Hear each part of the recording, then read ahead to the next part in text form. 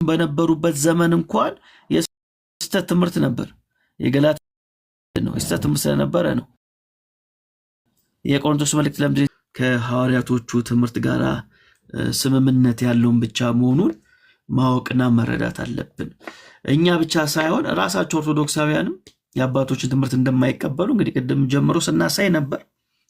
ኢቭን ከቅዱሳት ስዕላት ጋር በተገናኘ ራሱ ቅዱሳት ስዕላት በህንፃ ቤተክርስቲያን ላይ እንዳይሳሉ አባቶች ወስነዋል። ይህን ውሳኔ ያከብራሉ ወይ? አሁን ያሉ ኦርቶዶክሶችና ካቶሊካውያን ብንል አያከብሩም። ግን አባቶች በተለይ በአራተኛው ክፍለ ዘመን ላይ የነበሩ አባቶች ምን አድርጓል? ቅዱሳት ስዕላት በህንፃ ቤተክርስቲያን ላይ እንዳይሳል ወስነዋል። ይህን ውሳኔያቸውን ግን አሁን ያሉ ኦርቶዶክሳውያን እያከበሩላቸው አይደለም። ስለዚህ እነሱ ራሳቸው መርጠው ነው የሚቀበሉት። እኛም የሐዋርያቶቹን ትምህርት ብቻ 1% ሳንቀነስ እንቀበላለን። ከሐዋርያቶቹ በኋላ የተነሱትን አባቶች ግን በሐዋርያቶቹ ትምህርት ፊልተር እያደረግን እንቀበላለን ማለት ነው። በጣም ጥሩ ርዕስ ነው ያነሳው ኤርሚ። ወደፊት እንግዲህ እንቀጥልበታለን ብዬ አስባለሁ። ጸጋ ይብዛላችሁ። ተባረክ ወንድማችን ሜላ። ጌታ እግዚአብሔር ይባርክ። እውነቱ እንግዲህ ይሄ ነው ወንድሞች፣ እውነቱ ይሄ ነው። የምንቀበለው እንደ እግዚአብሔር ቃል በመጽሐፍ ቅዱስ ብቻ ላይ ተመርኮዞ የተጻፈን ትምህርት እንቀበላለን እና አንዳንድ ንግግሬ ዝም ብሎ እንደ አባ ደፋር ነገር ቢመስላችሁ በእግዚአብሔር ቃል ላይ ባለኝ ቦልድነስ እንጂ ከእውቀት ከነዛ አባቶች እበልጣለሁ፣ በእድሜም እበልጣለሁ፣ በስልጣንም እነሱ ካላቸው ይልቅ እኔ ያለኝ እያልኩ አይደለም። ግን ደግሞ እነሱን የጠራ እግዚአብሔር እንዲያገለግሉ በዘመናቸው ባለፉት ትውልዶች አገልግለው ሄደዋል። ያገለገሉትን አገልግሎት በጣም ብዙ መልካም ነገር አለ የጻፉት። እግዚአብሔር አምላክ ይባርካቸው። ለትምህርታችን ከሐዋርያቱ ትምህርት ጋር ከነቢያቱ ትምህርት ጋር ከጌታችን ከኢየሱስ ክርስቶስ ትምህርት ጋር የሚስማማ ጤናማ የሆነ ምክር፣ ጤናማ የሆነ አስተምሮ፣ ጤናማ የሆነ የህይወት ልምምድና ስርዓት ኖረዋል፣ አስተምረዋል። በዛ እንታነጻለን፣ እንመከራለን፣ እንገሰጻለን። ከዛ ውጭ ደግሞ ሰዎች ናቸውና በዘመናቸው የመሰላቸውን ጽፈዋል። እነሱም እንደዚሁ ግርታ የፈጠረባቸው ነገሮች ከእነሱም አባቶች ብለው የሚሏቸው እነዛ ጽፈዋል። ግን አባቶች አባቶች አባቶች አባቶች አባቶች አባቶች አባቶች አባቶች ናም ነገር ብሎ በሚል ተደብቆ ቢመጣ አንድ ሰው እኔ ጋ ቢመጣ ሐዋርያቱ ጋር ነው የምወስደው። ከሐዋርያቱ ከዋናዎቹ ሐዋርያት ያልጀመረ አባትነት አልቀበልም እና የቀደሙ በሐዋርያት ዘመን የሌለ ትምህርት ለምሳሌ የኢትዮጵያ ኦርቶዶክስ ቤተክርስቲያን አንዷ አባቶች አባቶች የምትለው እሷ ናት። መልአኩ መጥቶ ዲዳ ያደረገው ያን ዲዳ ያደረገው እግዚአብሔር በሰጠው ስልጣን እንደሆነ እኔ በጽኑ አምናለሁ። መላእክት ያለ ስልጣን እግዚአብሔር ለሐዋርያቱ እሱ ለተከተሉት ቅዱሳት ሐዋርያት ስልጣንን የሰጠ ለቤተክርስቲያን በስሙ ላመኑ አጋንንትን የማስወጣት ታምራትን የማድረግ ስልጣንን የሰጠ ጌታ ለሐዋርያቱ ደግሞ ለመላእክቱ ደግሞ ስልጣን አይሰጣቸውም ብዬ እኔ በግሌ አላምንም። አላቸው፣ ስልጣን ይኖራቸዋል እንጂ በደንብ ኦኬ። ታዲያ ካህኑን ዲዳ አደረገው። የተደረገበት ምክንያት ካህኑ የተነገረውን ቃል ስላላመነ ነው። ማመን ነበረበት፣ ግዴታ ማመን ነበረበት። ኤርሚያስ ትክክለኛ ፍርድ ፍረድ ብላችሁ ብትሉኝ ዘካርያስ ማመን ነበረበት። ለምን አንተ ፈራጅ ማን ሆንክ ብለህ ካልክ የእግዚአብሔር ቃል ራሱ ብሎ ስለሚል እንዴት ማመን ነበረበት ብለህ ትላለህ ብላችሁኝ ካላችሁኝ ዘካርያስ ለማመን የሚሆኑ ምሳሌ የሚሆኑት ከበስተጀርባ በጣም ብዙ ሰዎች አሉ። ማርያም ግን አላምንም እንኳን ብላ ብትለው መብቷ ነው። አላምንም እንኳን ብላ ብትለው አፏን ባይዘጋትም ዝም ብሎ ነው መሄድ ያለበት። ለምን? የነገራትን መልእክት ተቀብላ ለማመን ለእሷ ምሳሌ የሚሆን ትውልድ ከበስተኋላ የለም። የነገራት መልእክት ሰማይ ምድር ሊሸከመው የማይችል እውነት ነው። ይሄንን እውነት ለመቀበል በጣም ይከብዳል፣ ለማናችንም ይከብዳል። እንዴት ነው አሁን ግን ኤርሚያስ አሁን እንደዚህ እንዴት ነው የምታስበው? አንድ ሴት ከወንድ ጋር ተኝታ የግብረ ሥጋ ግንኙነት ሳታደርግ እንዴት ልጅ ትወልዳለች? አሁን ዝም ብለህ ምናምን ነገር። እኛ እኮ ጌታ መንፈስ ቅዱስ ረድቶን ስለተጻፈልን ያመን ነው እንጂ በወቅቱ እኮ እዛ ብንሆን ወንድሜ በማርያም ዘመን ብንሆን መልአኩ ሲናገራት አንቺ እሷ ራሱ እንኳን መታ አይገርምም? መልአኩ ከሄደ በኋላ መታ ለአንዳችን አሁን ማርያም መታዛ በወቅቱ ብንኖር አይገርምም? አሁን የሆነ መልአክ ነበር የመጣው ቅድም እና ትወልጃለሽ ብሎ አለኝ እና አንቺ ምን አልሽው? እኔማ እንደ ጌታ የጌታ ባሪያ እንደ ቃል ይሆንልኝ ብዬ አልኩት። አንቺ አምሻል እንዴት እንደዚህ ብለሽ ተዋልሽ? ይሄ እኮ የሌለ ነገር እኮ ነው።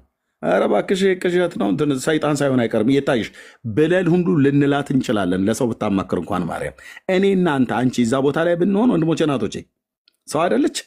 እንደዚህ እንኳን ብለን ልንላት እንችላለን። ምክንያቱስ የተናገራት ነገር ለፍጥረታዊ ሰው ሰው ተብሎ ለሚባል ሊገባ ልንረዳው ልንቀበለው ይሄ ሊሆን ይችላል ብለን የማናምነውን ወይ ደግሞ ልናስበው እንኳን የማንችለውን እውነት ነው መጥቶ ይነገራት።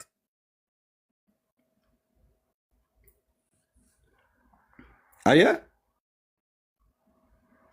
በዕንባቆም መጽሐፍ ላይ ሲናገር በዘመናችሁ አንዳች ቢተረክላችሁ የማታምኑትን ስራ እኔ በዘመናችሁ እሰራለሁ፣ እዩ፣ ተመልከቱ፣ ተደነቁም ይላል። ማለት ቢተረክላችሁ የማታምኑትን ስራ እኮ ነው ያለ እግዚአብሔር። እንዴት የማያምኑትን ስራ በትውልዱ መካከል ይሰራል? ሊቀበለውም አትችለውን፣ አሁን ትቀበለውም አትችለውን። ተቀበለው አትተቀበለው የአዳም ዘር ጉዳዩ አይደለም። እግዚአብሔር በዘመናችሁ ግን እሰራለሁ አላቸው። አንዳች ቢተረክላችሁ የማታምኑትን ስራ። እኛ አሁን ተተርኮልን እኮ ያመንነው አንተ ድንግል ሴት ጸነሰ ተብሎ ሲባል አሜን ሃሌሉያ የምንለው እኮ በብዙ ነቢያትና ሐዋርያት ተጽፎልን ነው እንጂ መቀበል ለማርያም አይደለም ለሌሎቹም ትውልድ ሁሉ በጣም ከባድ ነው። ግን የተደረገ እውነት ትውልድ ከተቀበለውም አልተቀበለውም ግን የተደረገ የተረጋገጠ ሐቅ ነው፣ እውነት ነው። ስለዚህ ማርያም አላምንም ብላ ብትል ከሷ በፊት ደናግላን ያለ ወንድ ዘር ጸንሰው ወልደው አያውቁ። አባባ ዘካርያስ ግን እንኳን ገብርኤል አይደለም እኔ በወቅቱ ራሴ እንኳን ብኖር እኔ ራሱ በጥፊ ልለው ሁሉ እችላለሁ፣ ኪዳኑ ስለሚፈቅድ ማለት ነው። ለምን በለኝ። ዘካርያስ እንዴት ነው የማያምነው? ማለት ወንድ ልጅ ትወልዳለህ ነው ለሱ የመጣለት መልእክት ከመልአኩ። ለማርያምስ ወንድ ልጅ ትወልጃለች ነው። ለሁለቱም ወንዶች ልጆች መውለዳቸውን ስለ ልጅ ብስራት ነው የተነገራቸው። ተናጋሪው መልአክ አንድ መልአክ ነው። ዘካርያስም ጋር ገብርኤል ነው የመጣው፣ ማርያምም ጋር ገብርኤል ነው የመጣው። ሁለቱንም አይ ዘካርያስ ጋር የመጣው ሚካኤል ነው፣ እኔ ጋር የመጣው ዘካርያስ እኔ ጋር የመጣው ሚካኤል ነው፣ ማርያም ጋር የመጣው እኔ ጋር የመጣው ገብርኤል ነው፣ ማርያም ጋር የመጣው ግን የዋሁ ሚካኤል ነው ብሎ ሊያሳብብ አይችልም። ሁለቱም ጋር ተመሳሳይ መላእክት ነው የመጣው። ታዲያ እንዴት ማርያም ጋር ሳይጨክንባት እሱ ላይ ግን እንዴት ጨከነበትና አጣሞት ሄደ ብለህ ካልከኝ ሚስጥሩ ይሄ ነው። ልንገርህ፣ ልብ ብለህ ስማኝ ወገኔ፣ ትውልዴ ስማኝ። ዘካርያስ ማመን ነበረበት። በግድ ልታሳምነው እንደ ኤርሚያስ አላመንም፣ ግን ማመን ነበረበት። እንዴት? እግዚአብሔር መካን ማጸነስና ማስወለድ የጀመረው ዘካርያስ ቤት አይደለም። ከዘካርያስ ሚስት በፊት ራሱ ካህን ስለሆነ ዘካርያስ ሕግን ያስተምራል።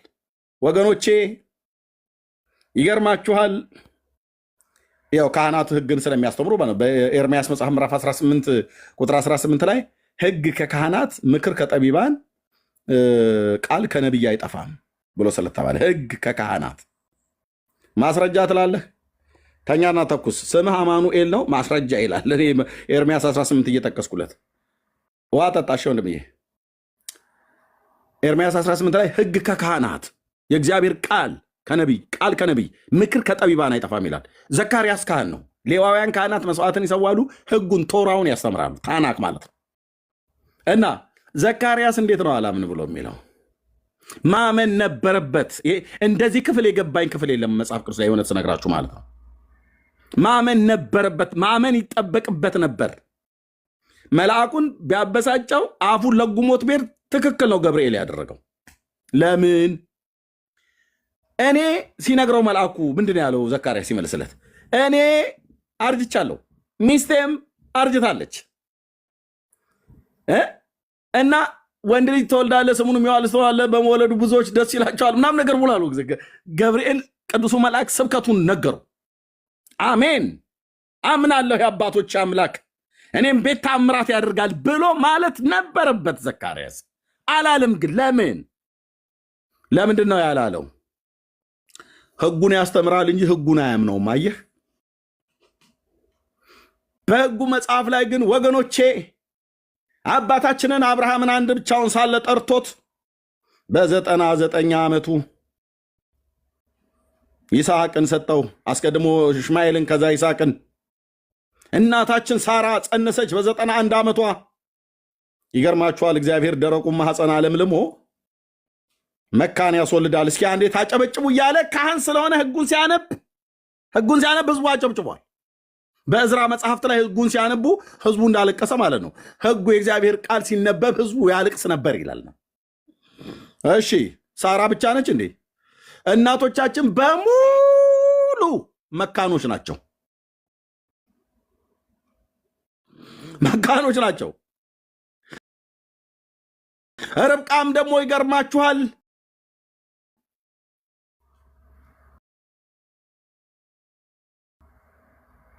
መካን ሆና ሳለች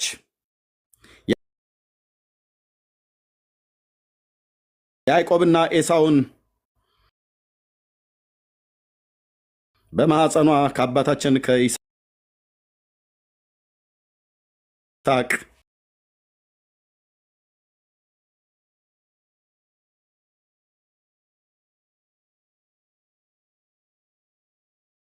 ማለት ነው ይላል። ነጮቹ ሹሽ በል ይላሉ። ዘጨጭ የዘካርያስ ጥፋት ነው። እሺ መካኒቷ የሳሙኤል እናት ሐና ወልዳለች። እነዚህ ሁሉ ለትምህርቱ የሚሆኑ አንድ ማዕት አሉ ብሉይ ኪዳን ላይ። ለማርያም ግን ከበስተኋሏ እንትናም ኮልዳለች ተብላ እንዳትባል ምንም የለም። ድንግል ጸንሳ የወለደችው አየህ። የቤተ መቅደሱ አገልጋይ ዝም ብሎ በስመ አብ ወወልድ ምናምን ነገር እንደሚሉት ገብቶ ቤተ መቅደስ ይቀድሳል። ማን ያጥናል? እዛ እንኳን ቅዳሴ የለም። ያጥናል፣ ቶራን ያስተምራል፣ ግን አያምንም።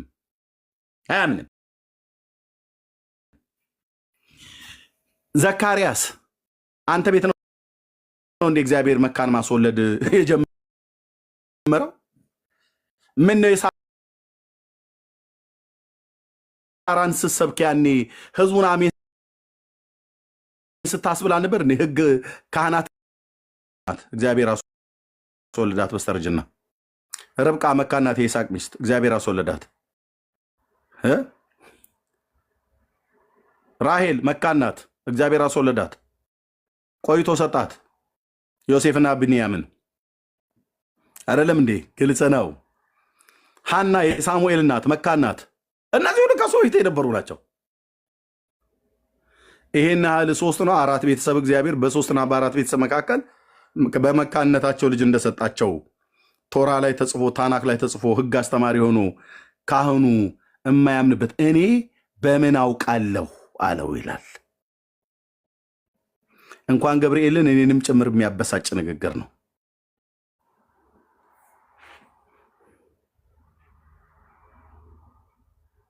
በምን አውቃለሁ? እኔ ስሩ በሆን ኖሮና አስቀድሜ ቶራን ባቅ ኖሮ እንዲህ ዘካርያስ በሳራ ነዋ ማወቅ ያለብህ። በሳራ በርብቃ በሊያ እናቶች አሁን እንደደረደርኩት እደረድርለት ነበር። በሐና በሳሙኤል እናት በምን አውቃለሁ ይላል እንዴ?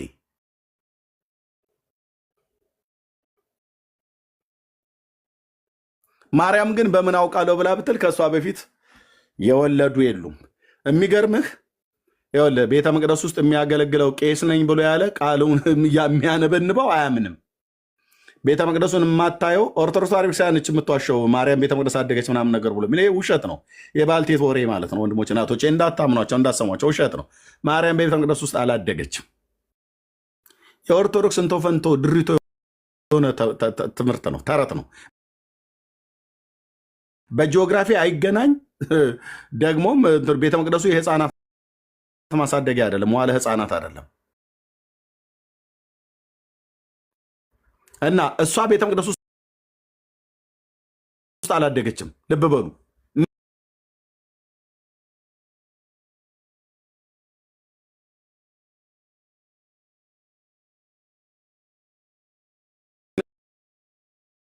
ልጅቱ ማተሻለ ማርያም አየ እምነት አላት ያመነች ብጽዕት ናት የተባለው ለዚህ ነው። በጣም እምነት ያላት ሴት ናት። መልአክ ነግሯት ከበስተኋላ ምንም ምሳሌ ሊሆኑ የሚችሉ ሰዎች በሌሉበት ኑና ከጴንጤ ወንጌል ተማሩ ከፈለጋችሁ በደንብና በጥረ ሰዎች አሜን ትላለች። ለማመን የሚቀል ነገር እግዚአብሔር ነው። መልአኩ ለዘካርያስ እየነገረው በምን አውቃለሁ በሳራ ወቃ በምን አውቃለሁ በአብርሃም ወቅ እንጂ በመቶ ዓመቱ አይደል እንደ ልጅ የሰጠው በምን አውቃለሁ። ይስሐቅ ከርብቃ ያዕቆብና ኤሳውን በመካንነት ነው የወለደችው። በምን አውቃለሁ እያሉ የሚያላዝኑ አሉ። እህትዬ አትፈላሰፊ እሺ። አሁን እግዚአብሔር መጥቶ የሞተ ሰው ቤቱ ቢኖር እግዚአብሔር ሙትህን ያስነሳልሃል የትንሣኤ አምላክ ይህን ሰው ያስነሳዋል ብሎ በእምነት እግዚአብሔር የላከው ሰው መጥቶ ቢነግር በምን አውቃለሁ ብላ አትበል። እግዚአብሔር ሙታን ማስነሳት የጀመረው እኛ ቤት አይደለም። እሺ የአልዓዛር አምላክ ይችላል አትይም እንዴ እህትዬ? ይችላል በይ አትልም እንዴ ወንድሜ? ይችላል እግዚአብሔር። ስለዚህ ይህን ሰውዬ አፉን መለጎም አይደለም በጠረባ ብሎ ቢጥለው ገብርኤል እዛ ቤተ መቅደስ ውስጥ ትክክል ነው። መልአኩ ትክክል ነው። ያንን ያደረገው እግዚአብሔር በሰጠው ስልጣን ነው።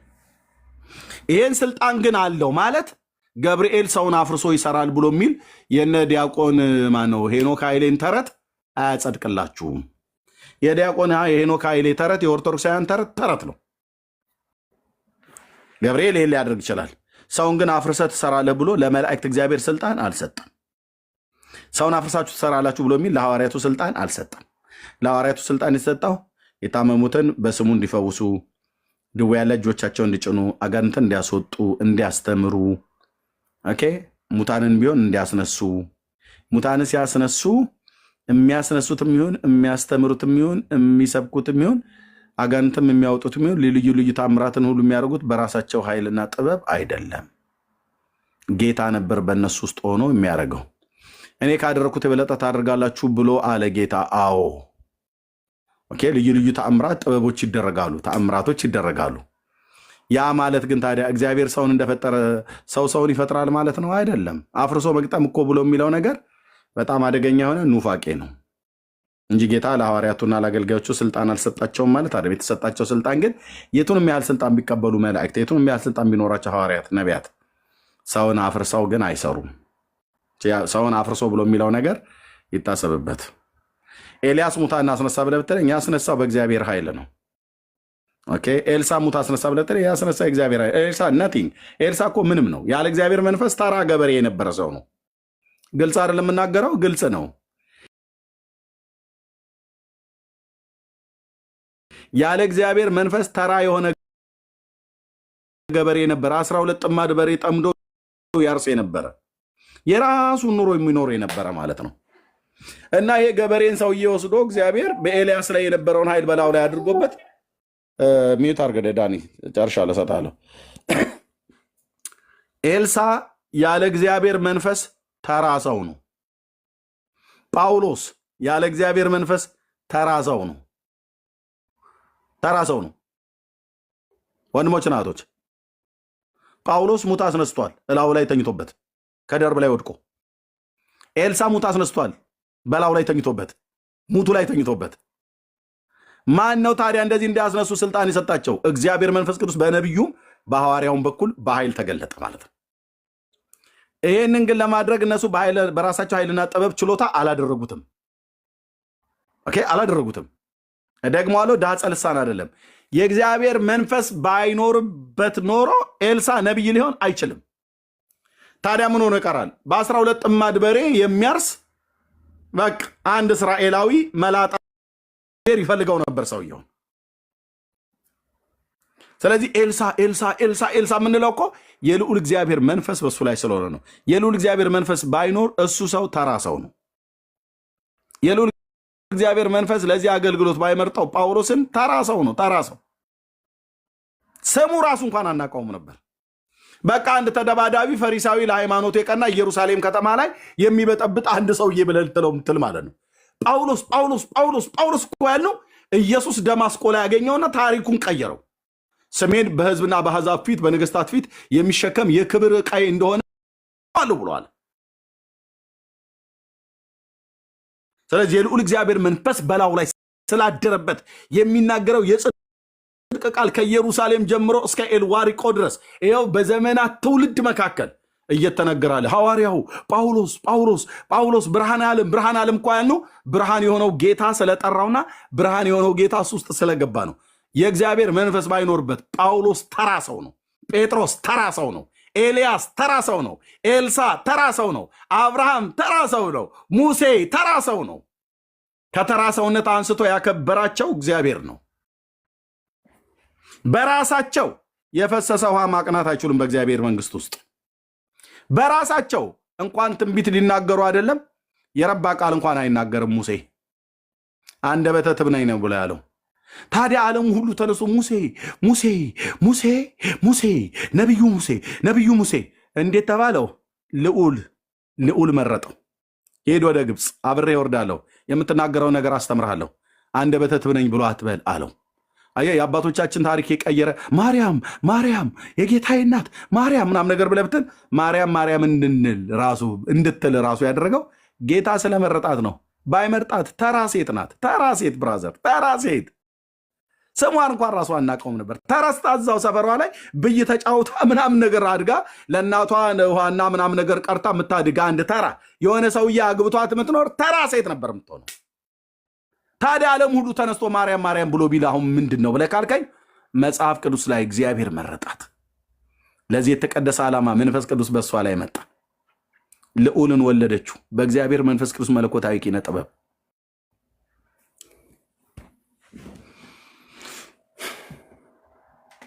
የሐዋርያቱና የነቢያቱ የቅዱሳን እናቶችና አባቶች ጥበባቸውና ኃይላቸው ብርታታቸው ማን ነው? እግዚአብሔር። የታወቁት በማን ነው? በእግዚአብሔር። ሙት ያስነሱት በማን ነው? በእግዚአብሔር። ዕውር አምርተው ከሆነ ያበሩት በማን ነው? በእግዚአብሔር። አጋንንትን አስወጥተው ከሆነ በማን ያስወጡት? በእግዚአብሔር። ልዩ ልዩ ተአምራት ጥበቦችን አድርገው ከሆነ በማን ያድርጉት? በእግዚአብሔር። ያለ እግዚአብሔር ምንድን ናቸው? ተራ ሰዎች በለው። ኤርምያስ ይህንን በእውነት ተራ ሰዎች፣ ተራ በቃ ከማንኛውም ሰው ለይተህ የማታየው ማለት ነው። ጥበባቸው ማን የሆነላቸው? እግዚአብሔር። ኃይላቸው ማን የሆነላቸው? እግዚአብሔር። እውቀት የሆነላቸው ማን ነው? እግዚአብሔር። ሞገስ የሆናቸው ማን ነው? እግዚአብሔር። በእነሱ ነበረ፣ እነሱም ከእሱ ጋር ነበሩ። የባዕድን ጭፍሮች ያስባረሩት በእግዚአብሔር። ያደረጉትን ነገር ሁሉ በእጃቸው የተደረገ መለኮታዊ ተአምራት በሙሉ ንጣቢ ቅንጣት ነገር የለም በኤልያስ እጅ የተደረገ ከእግዚአብሔር መንፈስ ውጭ። በእሳት ሰረገላ ቢነጠቅ በእግዚአብሔር።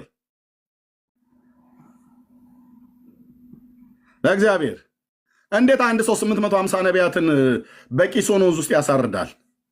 በንጉሱ በአካብ ፊት ሞገስን የሰጠው ማን ነው? እግዚአብሔር። ድምፁ እንዲሰማ ያደረገው ማን ነው? እግዚአብሔር። እንዴት አንድ በግ ጠባቂ የነበረ የአማቱን በጎች ይጠብቅ የነበረ በዘመኑ ልዕለ ኃያል የተባለ ሶስተኛ የተመረጡ ሶስተኛ እኮ ማለት በዘመኑ ታንከኛና መድፈኛ ብለህ እንደምትለው አይነት ማለት ነው። የፈርዖንን የአሕዛብ ንጉስ፣ በዚያ ዘመን በጣም ግዙፍ ገናና ንጉስ ነው። እንዴት አንድ በትር የያዘ ሰውዬ ከምድረ በዳ ልኮ እግዚአብሔር ከእሱ ጋር ባይኖር እንዴት አንድ ሰው በትር የያዘ የአማቱን የወተሩን በጎች ይጠብቅ የነበረ ሰው ሄዶ እንዴት በዘመኑ የነበረው ልዕለ ኃያል ምን ማለት እንደሆነ ታውቃለህ? አሁን አሜሪካን የሚያክል በዓለም ላይ አለ፣ እነ ራሽያን የሚያክል በዓለም ላይ አለ። አንድ በትር የያዘ ሰው የሄዶ ፑቲንን ልቀቅ ይልሃል እግዚአብሔር ብሎ ቢል ይህን ሁሉ ሚሊዮን ወታደር ያለው ታንክ፣ መድፍ ምናምን ኒኩለር የታጠቀውም አዎ እግዚአብሔር ከላከ ግን እንደዛ ነው። አየህ፣ አንድ ሰውዬ በትር የያዘ በትርን ብቻ ይዘህ ሂድ ብሎ ያለው እግሩ አቧራ በአቧራ የሆነ ፈርዖን ቤተ መንግስት ውስጥ ገብቶ ያመልከኝ ዘንድ ህዝቤ ልቀቅ ይልሃል ብሎ ሲለው ማ ስላለ ነው ከሙሴ ጋር ፈርዖን እየተገዳደረውም ቢሆን መጨረሻ ላይ ፈርዖን በፊቱ እንዲደፋ ያደረገው ማለት ነው። እግዚአብሔር የአባቶቻችን አምላክ ልዑል እግዚአብሔር ማለት ነው። ዳዊት ብለን ያለው ብራዘር ዳዊት እዛው በጎች ከሚጠብቅበት ቤተልሔም ዱር ውስጥ አንበሳና ድብ ይመጡብኝ ነበር ብሎ አለ። ቆረጣጥመው በላልተው ቀረጣጥፈው ይጨርሱት ነበር። እንዳይበላ ያደረገው አንበሶቹና ከድቦቹ ያስጣለኛል አለም ዳዊት። አባዬ ለዘላለም ስም ይባረክ የኔ ጌታ። ከአንበሶችና ከድብ አፍ ያስጣለኝ፣ ከዚህም ፍልስጤማዊ ያስጥለኛል። ማን? የእስራኤል ጭፍሮች አምላክ የሰራዊት ጌታ እግዚአብሔር አለው። እና ከዛ እዛው ከሆነ አባቱ ሴ እንኳን ሊደርስለት በማይችል አንበሳ ቅርጥፍጥፍ አድርጎ ድብ ቅርጥፍጥፍ አድርጎ የሚበላው በልቶት እዛው ይቀር ነበር። በሞት ሸለቆ መካከል እንኳን ብሄድ አንተ ከኔ ጋር ነህና ክፉን አልፈራም ብሎ ያለው በትርህና ምርኩዝ እነሱ ያጸናኑኛል።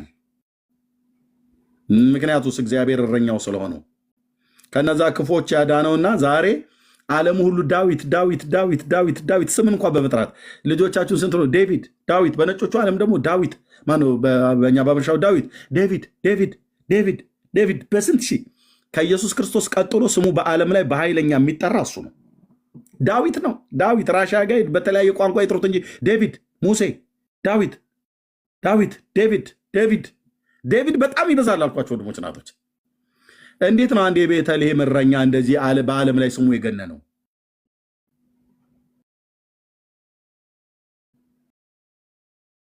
እሱ ጋር ስለነበረ ቤትም ሰጠው፣ ድልን ሰጠው፣ መከናወንን ሰጠው።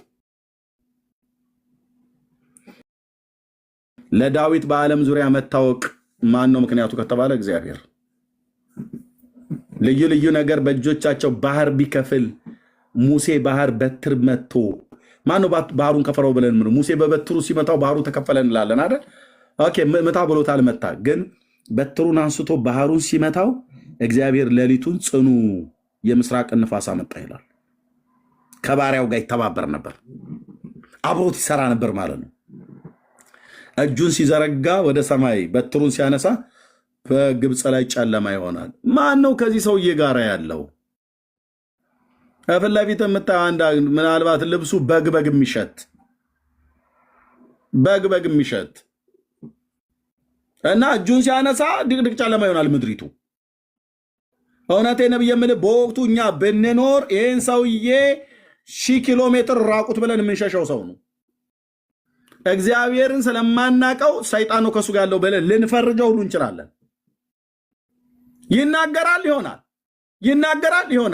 ይናገራል ይሆናል ተናግሮ እንትን ሚስ አያደርግም። አምላክ ከሱ ጋር ነበር። ይህንን ሁሉ አደረገ እንጂ አንድም ቦታ ላይ ግን ሰውን አፍርሰህ ትሰራለህ ግን አላለውም። ሰውን አፍርሶ የሚሰራ ማለምን ማለት ነው። አፍርሶ የፈረሰን ዕቃ መልሰህ ልትሰራው ትችላለህ፣ በሽቦም በምንም ገጣጥመህ። እንደ ቀድሞ ግን አድርጋ አትሰራውም። ማድጋ ቢሰበር ገሉ እንደዚህ ቆረቆርና በሽቦ ነገር አድርገው እኛ በገጠር በሽቦ በቀጭን ሽቦ ያደርጉትና ሰባራን ስራ የሚሉ ገጠር ድሮ የገጠማችሁ ሰዎች ካላችሁ ማለት ነው። እኛ ገጠር ስራውም ስለማይገኝ ሰባራን ስራ እናድሳለን፣ ሰባራን ስራ ሰታቴ ድስት ይላሉ ትልልቅ እናቶቻችን ወጥ የሚሰሩበት የማህበር ዝክር ምናምን ነገር ሲኖር የሚሰሩበት እና ሲሰነጠቅባቸው ያሰፉታል እና ከዛ በሲሚንቶ ይለስኑላቸዋል። ኦኬ የቱንም ያህል በሽቦም ቢያስሩት በሲሚንቶም ቢለጥፉት መልሰው ቀድሞ ጥንቱኑ ሲሰራ ወደ ነበረበት አያመጡትም። ልጠፍጣፊ ነው እንጂ የሚያደርጉት። ወደ ጥንቱ ልመልሰው ብለህ ካልክ ያንን ልትመልሰው አትችልም። ያ ገል ነው የሚሆነው። መልሼ ጭቃውን እስኪቦካ ድረስ ከስክሼ እንኳን ብለህ ብትል እንደ ቀድሞ አይይዝልህም። አዲስ ነው የምትሰራው ማለት ነው። እግዚአብሔር ግን ኤርሚያስን ቢገለው ሌላ ኤርሚያስ አይደለም የሚሰራው። ስጋዬ እንኳን ቢበሰብስ መልሶ ሊያመጣኝ ይችላል። ኃይልና ስልጣን ብርታት በእጁ ያለ እሱ ብቻ ነው። እሱ ነው አፍርሶ ሰሪ። የቱንም ያለ እኔ ካደረኩት የበለጠ ልታደርጉ ትችላላችሁ ብሎ ቢል የተሰጣቸው ስልጣን ገደብ አለው። ምን መስራት እንዳለባቸው ማለት ነው። ታምራትን እንኳን ቢያደርጉ እሱ ነው አብሯቸው ታምር የሚያደርገው እንጂ እንደዚህ እንደሚባለው አይደለም። ወንድሜ ዳኒ በጣም ስላስረዘምኩ ይቅርታ። ቴንኪው። ለማንኛውም ያው እኛም ስናስተምር እነሱ በስልጣናቸው ነው የሚያደርጉት ወይም ደግሞ ከእግዚአብሔር አንዳች ነገር ተሰጥቷቸው ሳይሆን በራሳቸው በገዛ ፈቃድ ሲሻቸው እንዲያደርጋሉ ለማለት ሳይሆን ሁልጊዜም ቅዱሳንንም ይሁን መላእክትን ሰማዕታትን የሆነ ነገር አደረጉ ከተባለ ያው በቃ ምንም የዛ ነገር ምንጭ እግዚአብሔር እንደሆነ የታወቀ ነው። በቃ የትም ቦታ ላይ እንዲህ ከተባለ የትም ቦታ ማንም ሰውም ካለ እያለ ያለው ከዛ አንጻር ነው። ቤተክርስቲያኗም በትምህርቷም እነሱ በስልጣናቸው ነው የሚያደርጉት የምትልበት ቦታ ስለሌለ ማለት ነው። ከእግዚአብሔር የተነሳ ነው። እግዚአብሔር ከሚሰጣቸው ጸጋና ጸጋ ብቻና ብቻ ከዛ የተነሳ ነው የሚያደርጉት ነው። እንኳን ህይወት እንግዲህ ኤልሳንም አንስተዋል። እሱ እንደውም ጭራሽ ሞቶ ነው እንግዲህ ደግሞ በስጋ እንግዲህ ሞቷል። የዛ ሰውዬ ሬሳ አጥንቱ ሲነካ ከሞት ዳነ። ሞተውላ እንግዲህ ይፈውሳሉ እግዚአብሔር በሰጣቸው ጸጋ ማለት ነው። ስለዚህ አንዳንድ ቦታ ላይ የሚያደርጉትን ነገር በሰው ኃይል ማይቻሉ ነገሮችን ሲያደርጉ እናያለን። ዝናብን ማቆም፣ ፀሐይን ማቆም፣ በቃ እነዚህ ፈጣሪ ናቸው። ግን እነ ኤልያስ ሲያደርጉት ደግሞ ታይቷል። ያ ማለት ግን ኤልያስን ከእግዚአብሔር እኩል አስደረግከው ወይ ምናምን አይባልም። በቃ እግዚአብሔር በሰጠው ስልጣን ያንን ግን ያደርጋል ነው። ከዛ አንጻር ነው። ሌላ እኔ እንኳን አላገኘኝም። አፍርሶ ስለመስራት አልነካትም። ይህንማ አሁን አንተ ያልከውን እኔም እስማማለሁ። እግዚአብሔር ነው በእጆቻቸው ያደረገ። አሁን ከዚህ አንጻር ነው የምልህ። አፍርሶ መስራት ከዚህ አንጻር አይደለም። ከዚህ አንጻር ለምሳሌ አሁን ልንገርህ፣ ዓለሙ የሚያውቀው አፍርሶ መስራትን ተወሽ ዲያቆኑ የተናገረበትን ግልጽ ስለሆነ ማለት ነው። ማርያም ልጅ ትሰጣለች። ልጅ ትሰጣለች። ምን እያልክ ነው? ልጅ ትሰጣለች ስትል አሁን ለምሳሌ ትሰጣለች ማለት ልጅ ትሰጣለች ወይ ለሰዎች ምን እያልክ ነው? ልጅ ትሰጣለች ወይ ብለህ ስትጠይቀኝ እያልኩ ነው ብለህ ንገረኝ እስኪ። ለምሳሌ ልጅ ያልወለዱ ሰዎች ቢኖሩ ልጅ ትሰጣለች። ልጄ ተው፣ ይቅርታ፣ ችግር የለውም። ጥያቄው ግልጽ ነው። ሲመለስ እንትን ይለዋል ወይ የሰማሪው ይችላል። ልጅ ያልወለዱ ሰዎች ቢኖሩ ልጅን ትሰጣቸዋለች ወይ?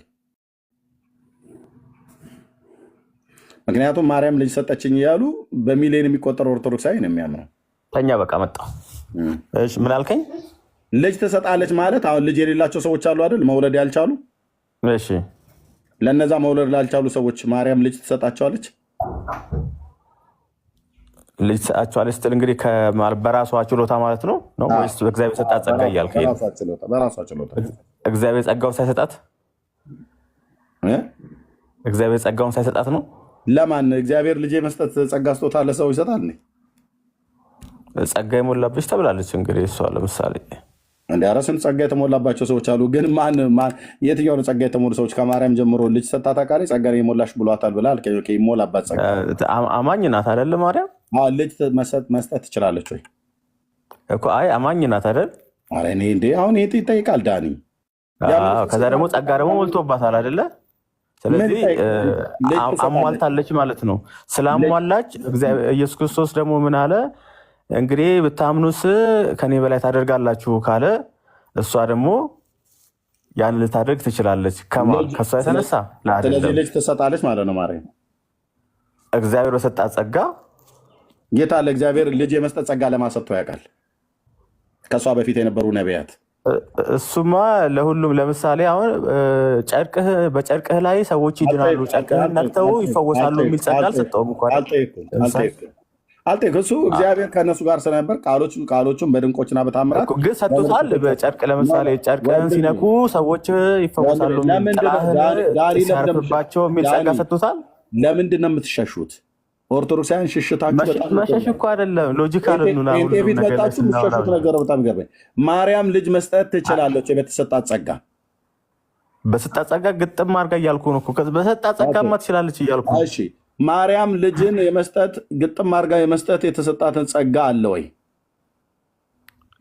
ለምሳሌ ለጳውሎስ በጨርቅ ትፈውሳለህ የሚል የሰጠው ጸጋ አለ ወይ? ጨርቅ አልጠይቁም። ጨርቁ ልጅ ሰጠ ነው ብሎ ሎጂኩ ይሄ ነው እያልኩ ነው። ጨርቁ ልጅ ሰጠ ይላል። የጳውሎስ ጨርቅ ልጅ ሰጠ ይላል። ልጅ መስጠት ነው የሚቀለው የሞተ ሰው ማስነሳት ነው? ሰጠ ይላል ወይ ዳኒ? የሞተ ሰው ማስነሳት ይቀላል ወይስ ልጅ? ስለ ሞተ ሰው አይደለም ጠይቅህ። ሰውን በማህፀን ውስጥ ሰርቶ ልጅን የሚሰጥ እግዚአብሔር ሆኖ ሳለ ማርያም ልጅ ትሰጣለች ብላችሁ ትላላችሁ? እግዚአብሔር በሰጣት ጸጋ አልኩ እኮ እግዚአብሔር እንግዲህ እንደዛ ጸጋ ሊሰጥ አይችልም እያልክ ከሆነ እግዚአብሔር ልጅን የመስጠት ጸጋ ለሰዎች ሰጥቷል ወይ? ልጅ እግዚአብሔር እያንዳንዱን ስፔሲፋይ አድርጎ አልሰጠም እያልኩ ነው። እኔ ደግሞ ይህንን ዱርዬ እንዳታስገቡት እሺ። እታችሁን እንዳታስገቡት። በጣም ዱርዬ መረን ነው። ልክ እንደዚህ ሰሙ እንደሚባለው ሰውዬ ማለት ነው። እንዳታስገቡት መስሎኝ የሚባለው እነዚህ ጨዋዎቹ በጸባይ የሚያወሩ እንደነ ዳኒ አይነት እንደነሱ ነው የምናስገባው። እታችሁን እሺ። ሄደህ ከዛ ዱርዬ ጋር መሳደብ ትችላለህ። እዚህ ቤት እኔ ጋር እንዳትመጣ እሺ። ሲሳደብ ሚዩት ስላረኩት ነው ገስት የላከውና አታስገቡት ወገኖች። ከስድብ ውጭ ምንም የሚያውቀው ነገር ስለሌለ ደጋግሞ እኔና ዳኒ ልማቤት ደጋግሞ መጥቷል። ወይንም ዝም ብሎ መጮ ብቻ ነው። የረባ እንኳን ሰንበት ትምህርት ቤት ያልተማረ ልጅ ነው ወንድሞቼ። የሆነ ስነግራችሁ ዳኒ አግኝተዋል ሀሳቤ። እኔ ያልኩህ ልጆች የእግዚአብሔር ስጦታ ናቸው ይላል። ግን እናንተ ጋር በእናንተ ቤተክርስቲያን ማርያም ልጅ ታሰጠናለች እንኳን አይደለም የምትሉት። ማርያም ልጅ ትሰጠናለች ነው የምትሉት።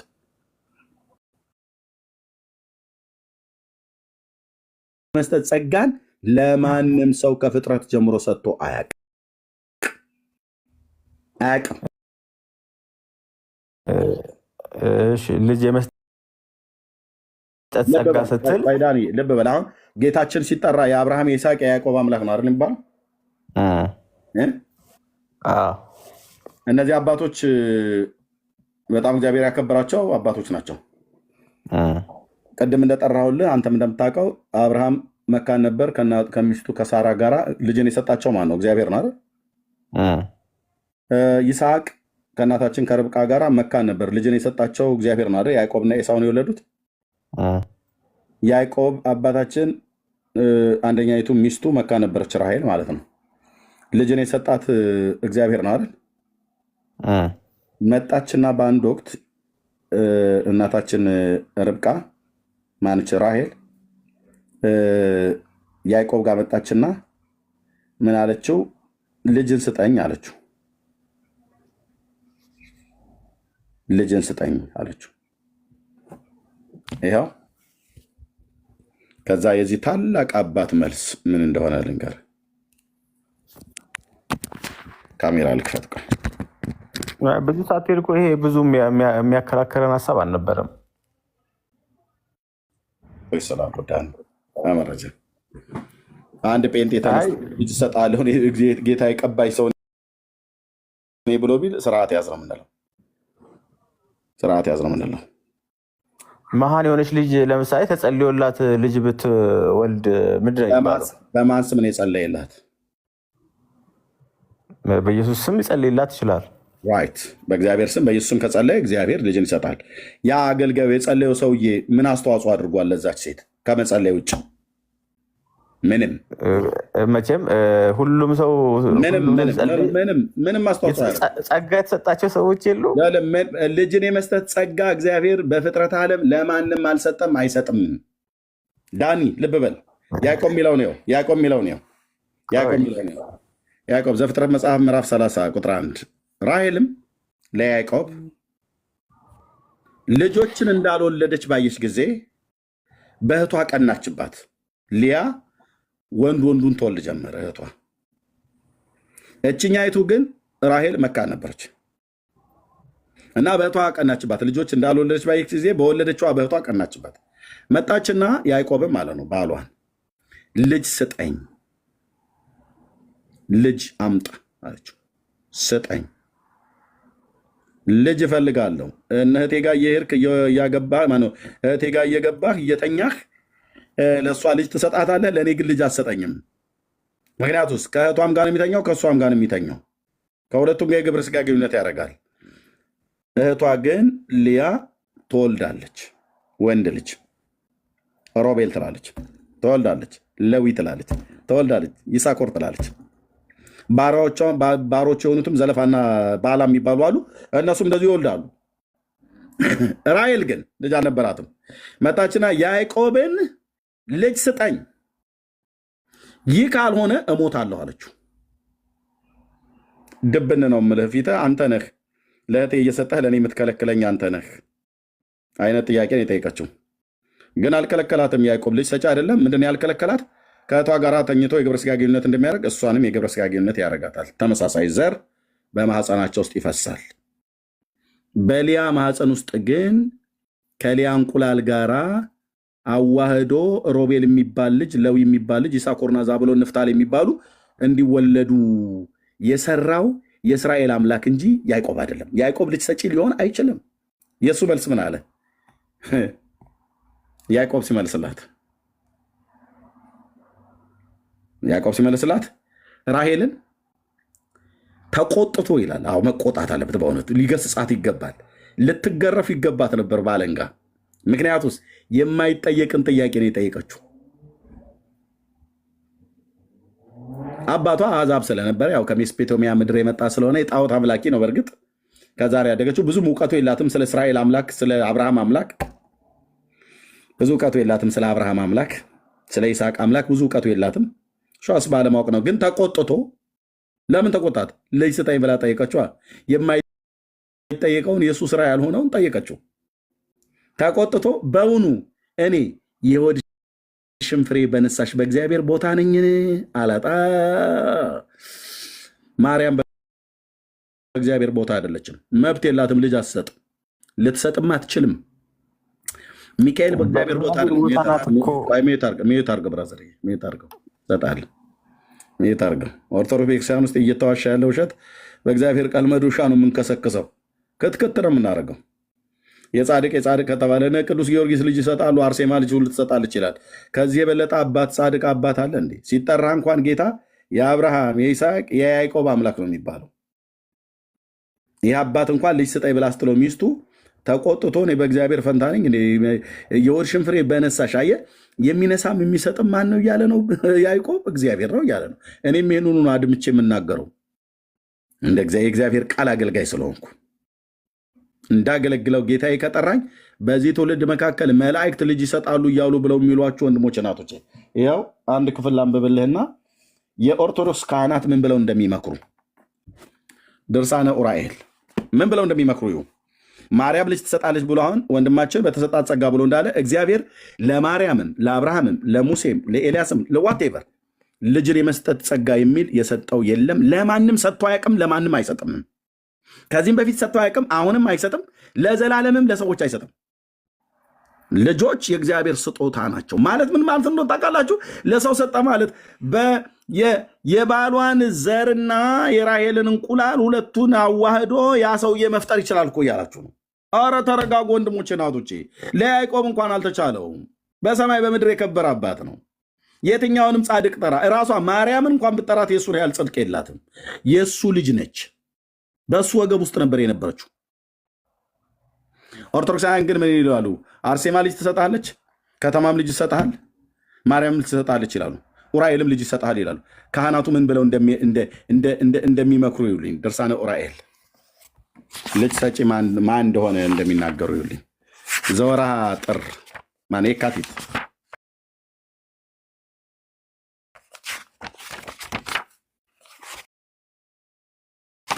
ማን ነው? ህዳር ነው የካቲት ላይ ዘወርሃ ህዳር መሰለኝ። ወይት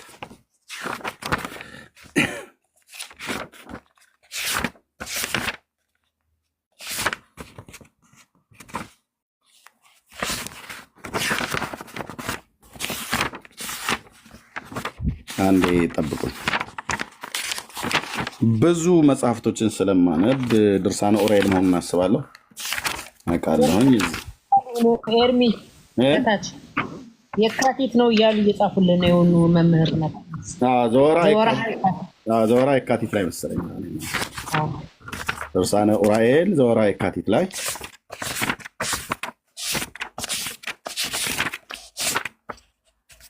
ዘወርሃ ጥር የካቲት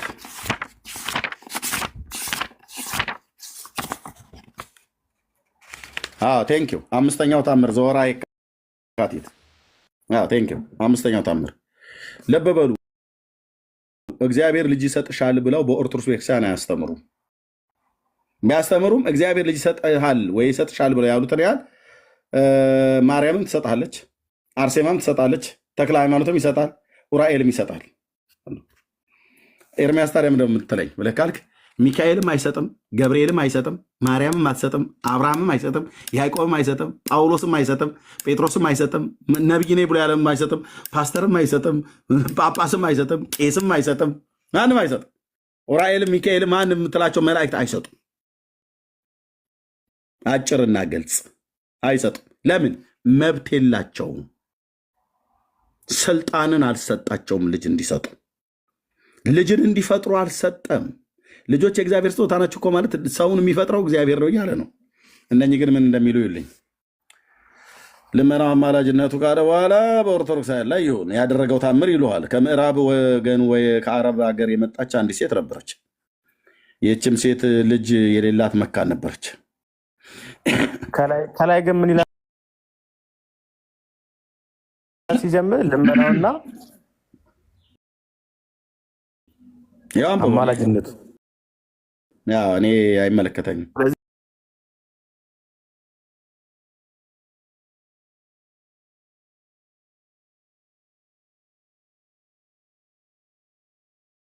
ከዚህ በኋላ የሚደረገውን ነገር ላይ ያለው ገደለልን። ከዚህ በኋላ ታምሩን ያደረገው ማን ነው ይላል? አማልዶ ዑራኤል ራሱ አማለደ፣ ራሱ አደረገ አይደል? ካማለደ አድራጊው ታምሩን አድራጊው እግዚአብሔር ነበር መሆን ያለበት። ለዚህ ነው ውሸታችሁ እንደዚህ የሚጋለጠው ማለት ነው። ራሱ አማላጅ፣ ራሱ አድራጊ። ቆይ ልብ በልና ስማኝ። ማንን የለመነው? አድምጠኝ። ሲጀምር ማንን የለመነው? መላእክት ለሰው ልጆች ለምነው የማያውቁ አይለምኑም። እሱ ሌላ ታሪክ ነው። እሱን ሌላ ታሪክ ነው።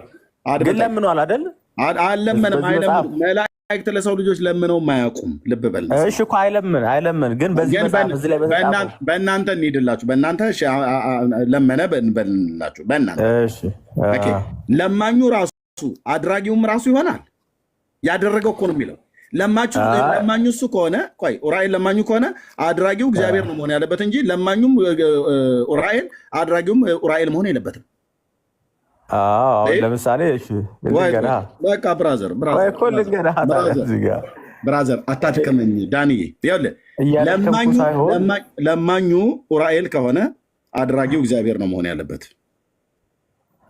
ለምሳሌ አሁን ጳውሎስ ሰው ፈወሰ። አታስወራኝም ማለት ነው። ብራዘር ተረት ሊፈርስ ሲል ቆይ ላሳይ። ከዛ ጳውሎስ ጋር ትመጣለህ። ተፈርሷል እኮ ተረቱን ለማታፈርሰው ጳውሎስ ብለህ ያዘው። ይሄንን ላውራ አይደለም ጳውሎስ ሙት አስነሳ ስንል ዳኒ ለምንድን ነው የምትረብሸው? አሁን ረብሻ ሆነ አይደል? በኋላ ታወራለህ። ያወጣሁትን ለአንበበው ብዬ ማለት ነው። ዑራኤል በእናንተን ያዘ። ሲጀምር ዑራኤል አማልዶ አያውቅም፣ ለምኖ አያውቅም፣ አይለምንምም ለሰው ልጆች። ኦኬ ግን በእናንተን የያዝላችሁ። አማላጅ ማለት ለመነ ማለት ነው። ዑራኤል ለመነ። ዑራኤል ከለመነ በኋላ ወደ ማን የለመነ? ወደ ፈጣሪ ወደ እግዚአብሔር። ምን ብሎ? ልጅ እንዲሰጥ። ከዛስ አድራጊው ግን ማን ነው መሆን ያለበት? ልጁን የፈጠረ ወይ ልጅን ያደረገ በማፀን ውስጥ ማን መሆን ያለበት? እግዚአብሔር ነው መሆን ያለበት። ለማኙ ሳይሆን አድራጊው፣ ተለማኙ ነው አድራጊ መሆን ያለበት። እዚህ ግን ለማኙም ዑራኤል ነው፣ አድራጊውም እግዚአብሔር ነው። ዑራኤል የመላእክት አለቃ ቅዱስ ዑራኤል ያደረገው ታምር ይህ ነው ይላል። መሆን ግን የነበረበት ለማኙ ዑራኤል ለመነና እግዚአብሔር ግን ያደረገው ታምር ይሄ ነው ተብሎ ይባል ያስኬዳል ማለት ነው። እዚህ ግን ለማኙም ዑራኤል ነው፣ አድራጊውም እግዚአብሔር ማነው? ዑራኤል ነው። ልብ በሉ። ኦኬ የኦርቶዶክስ ተረት ምኑ ተወቅቶ ያልቃሉ? ብራዘር ይሄ ገለባ ነው፣ ገለባ የመውቃት ያህል። ከምዕራብ ወይንም ከአረብ ሀገር የመጣች አንድ ሴት ነበረች። ይህችም ሴት ልጅ የሌላት መካን ነበረች። ይህ የወራት ግዳጇ በየጊዜ እያስጨነቃትና እንደ ጎርፍ እየወረደ ሰውነቷን ያደክማት ነበር። ከዕለታት በአንደኛው ቀን ቅዱስ ዑራኤል ቤተክርስቲያን ዘንድ ሄዳ በብዙ በማልቀስ ልትጸልይ ከአጸደ ቤተክርስቲያኑ ውጭ ቆመች። ከዚያም ቤተክርስቲያኑ በስተ ውጭ ስትጸልይ ስታለቅስ ብዙ ጊዜ ቆየች። ይህችም ሴት ከቤተክርስቲያኑ ውጭ በሆነ በአጸድ ውስጥ ቆማ ብዙ ጊዜ መዘግየቷን ቀሳውስቱና ዲያቆናቱ ባዩ ጊዜ የቤተክርስቲያኒቱ አገልጋዮች ባዩ ጊዜ አንቺ ሴትዮ ስራሽ ምንድን ነው? ምንስ ትፈልጊያለሽ? ሲሉ ጠየቋት። እርሷም ልጅ እንደሌላትና ለብዙ ዘመን መካን ሆና ስታዝንና ስትተክዝ የኖረች መሆኗን ነገረቻቸው። ምን የሌላት? ልጅ የሌላት መሆኗን ከብዙ ዓመት ጀምሮ ስትለምንና ስትተክዝ እንደኖረች ነገረቻቸው። የዛ ጊዜ ካህናቱም እንዳሏት ስሙ። ያን ጊዜ ወደ ቅዱስ ኡራኤል ስዕለትን ተሳይ፣ እርሱም ኡራኤል ማለት ነው፣ መልካም ልጅ ይሰጥሻል አሏት። This is Orthodox. This is Orthodox. This is Orthodox. የሐዋርያቱ ንጽት ጥርት ጽድት ያለ ትምህርት ይለዋል። እልም ያለ ድብን ያለ ምንፍቅና። ማናቸው ወደ ኡራኤል እንድትጸልይ የጠቆሟት? እነዚህ ጠማማ የሆኑ ቄሶችና ዲያቆናት። ወደ ማን ነው ሰውን ለምን ብለው የሚሉት? የማይሰጥን ፍጡርን ፍጡር ልጅ ይሰጣል ብለው ወደ ኡራኤል ተሳይ ብለው ይላታል። ወደ እግዚአብሔር ለምኝ፣ ልጆች የእግዚአብሔር ስጦታ ስለሆነ ወደ እግዚአብሔር ለምኝ።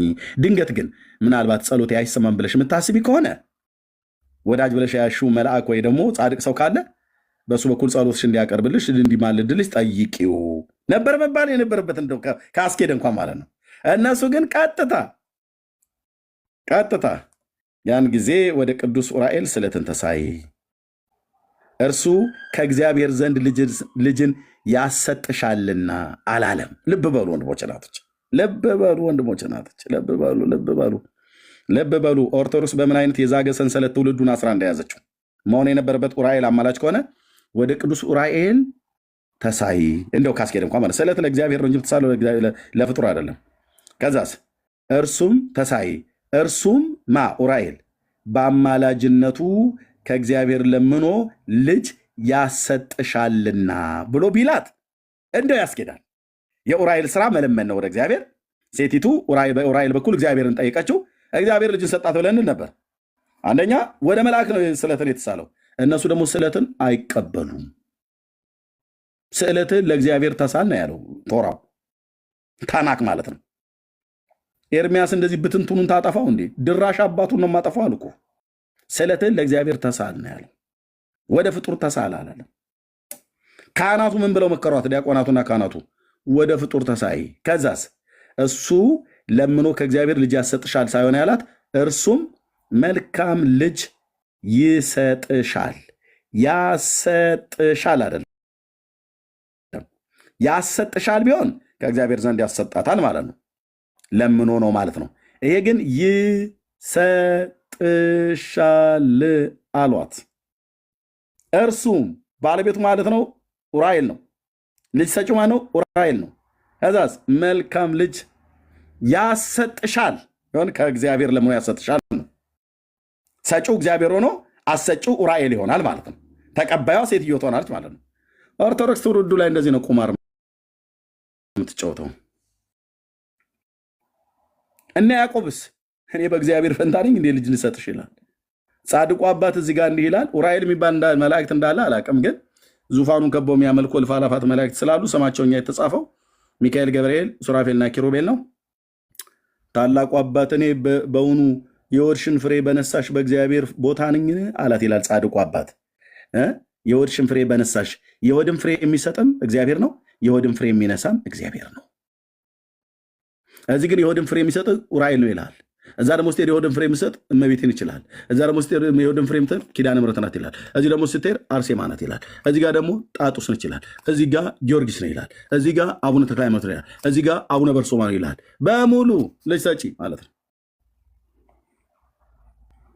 እንዲህ አይነት ምንፍቅና እንዲህ አይነት ክደት ነው ያለው። ይህን አይነት ትምህርት የሚያስተምሩት እነማን ናቸው? ወደ ፈጣሪ ሳይሆን እነዚህ ዲያቆናትና ካህናት የሚጠቁሙት ወደ ማነው? ቀሳውስቱና ዲያቆናቱ ወደ ፍጡር ጸልዩ፣ ወደ ፍጡር ለምኑ፣ ወደ ፍጡር ተሳሉ ነው የሚሉት። ምክንያቱም ያው እርሱ ብለው ያሉት ፍጡሩ እርሱ መልካም ልጅ ይሰጥሻል። ታዲያ ተውት።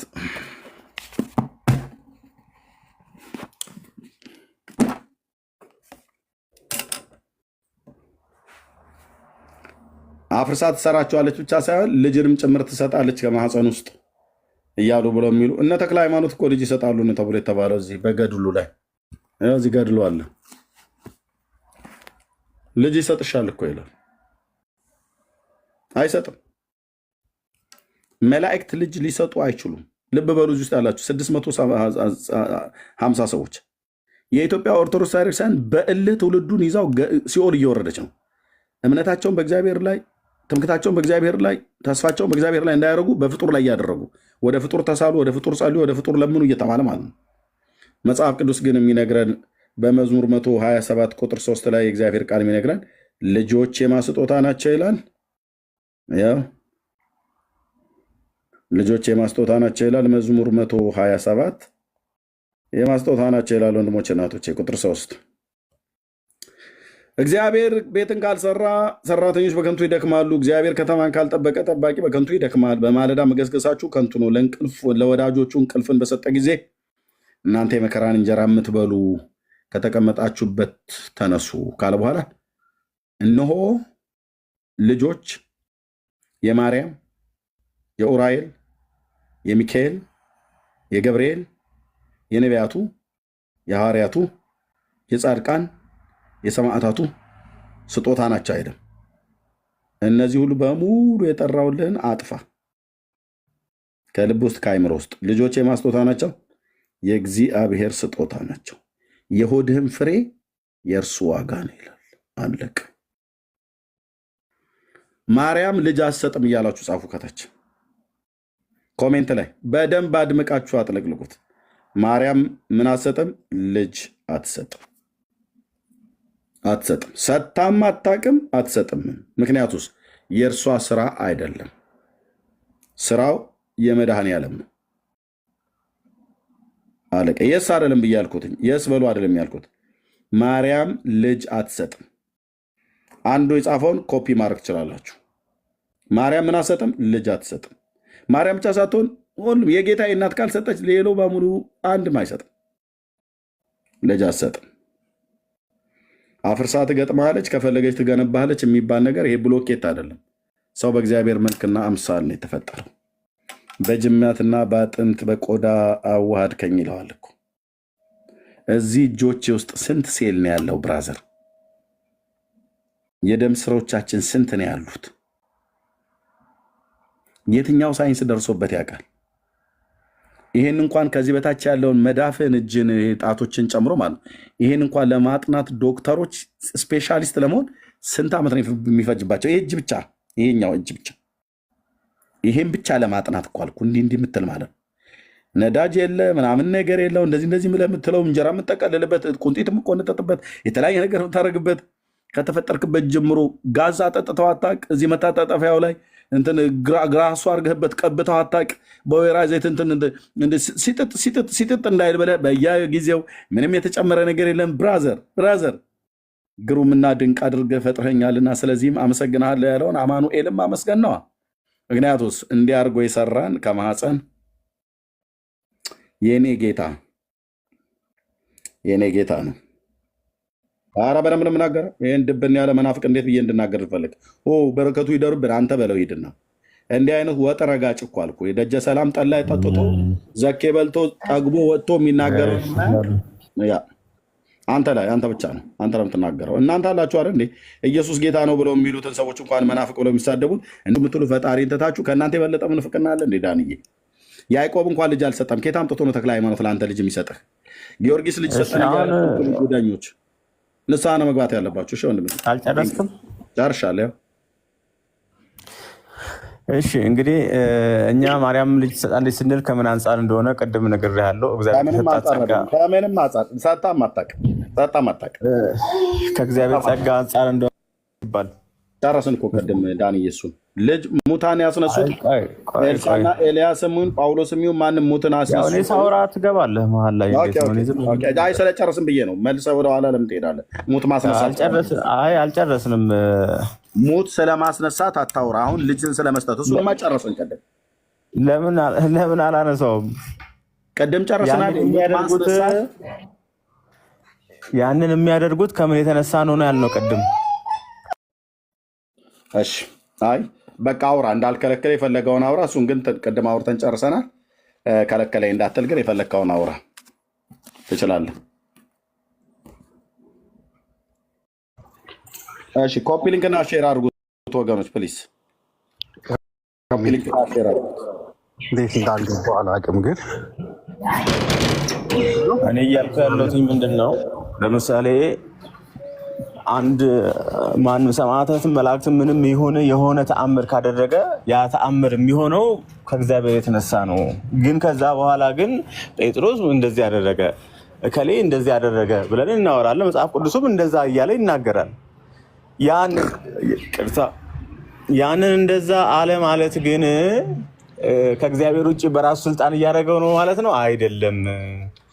ስለዚህ የማርያምንም ስናነሳ በዛ ልክ ነው መታየት ያለበት። ልክ ሙት አስነሳ እከሌ ሲባል ተቀብለን እዚህ ጋር ደግሞ እንደዚህ ተባለ ሲባል አይ ስፔሲፊካሊ እግዚአብሔር ለይቶ ልጅ መስጠትን አይሰጥም ልንል አንችልም። ጸጋ ከሰጠ ሊያደርገው ይችላል እግዚአብሔር ነውና ይሄን ሀሳቡ በቃ እዚህ ጋር ይሄንን ሀሳብ እንደዚህ እንያዘውና አንተም ብዙ ስላወራህ እኔም የኛ የኦርቶዶክስ አስተምህሮ ከዚህ አንጻር ነው የሚቃኘው። በራሳቸው አንድም ጊዜ አድርገዋል ብለን ቅድም ያመጣኸውም ዑራኤል ላይም በምልጃው በልመናው ነው። ለምኖስ ምን አደረገ? ለምሳሌ በኢየሱስ ስም ጸልየው አዳኑ፣ ፈወሱ ሽባን። ወደ መቅደስ ይሄዱ ነበረ። አንድ ሽባ መንገድ ላገኘው ምን ሰጥ ሳንቲም የለም አሉት፣ ግን አዳኑት። ለምን ስልጣን አደረጋችሁት ይሄንን ሲባሉ በኢየሱስ ስም አሉ። እንግዲህ እነሱ በራሳቸው አንዳችን እንደማያደርጉ እዛ ጋር እየነገሩን ነው ማለት ነው። ማን ያደረገው ግን? እግዚአብሔር እነሱ ግን አድርጎታል። አዳኑት ብለህ የምትለው አንተ ነህ ብራዘር። ሐዋርያት አዳኑ አይደለም ያሉት።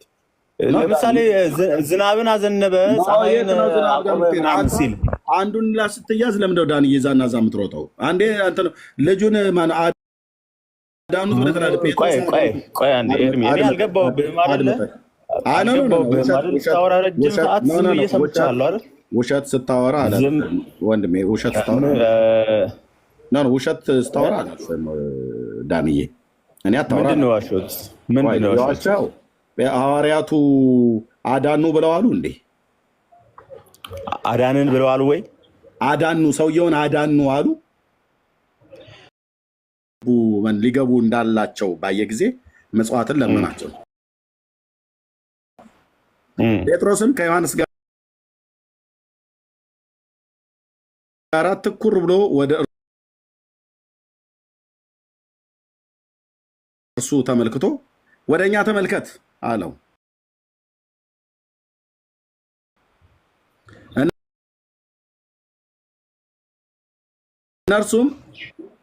እርሱም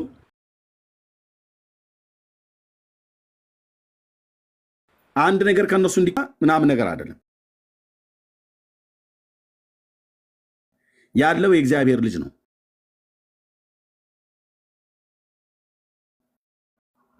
ኢየሱስ ማለት ነው። ተነሳና ተመላለስ አሉ።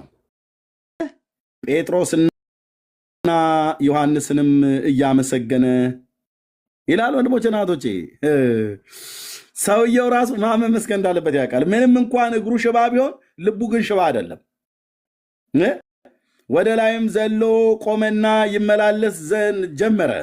እየተመላለሰም እየዘለለም እግዚአብሔርንና ጴጥሮስን ዮሐንስንም እያመሰገነ ይላል። አይልም። መመስገን ያለበት ማን እንደሆነ ያውቃል? እግዚአብሔር። ምክንያቱም ጴጥሮስ እዚህ ጋር የጠራለት በኢየሱስ ክርስቶስም ብሎ ያለው እሱ እግዚአብሔር መሆኑን ተረድቷል ማለት ነው። አምላክ ነው ማለት ነው። እግዚአብሔርን እያመሰገነ ከእነሱ ጋር ወደ መቅደስ ገባ። ደስ አይልም? ይሄ ሽባ ሰውዬ እግሩ ነው ሽባ፣ ልቡ ግን የተፈወሰ ነው። ህዝቡ ሁሉ እግዚአብሔርን እያመሰገነ ሲመላለስ አዩት። እንዴ ለምንድን ነው ጴጥሮስን የማታመሰግነው አንተ ሰውዬ? እንዴት አይነት ድፍረት ነው ግን አንተ! ብልግና አይደል እንዴ? እጁን ይዞ አንስቶህ አቁሞ ሲያበቃ እንዴት አታመሰግነውም ግን ጴጥሮስን? ለምንድን ነው ዝም ያልከው ዮሐንስን?